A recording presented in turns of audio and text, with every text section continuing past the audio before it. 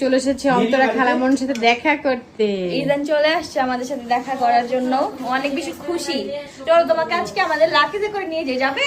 কোথায় যাচ্ছ তোমরা? আমরা যাচ্ছি কানাডাতে। আহারে, কতদিন থাকবে? অনেক দিন না?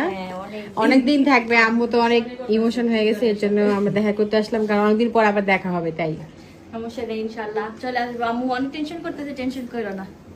আম্মু একবারে চলে গেলে কি করবো বলো তো তুমি? না, একবারে যাব না, ফ্যামিলি সবাই আছে না, এই জন্যই যাইতেছি না, না হলে আমরা কবে চলে যেতাম।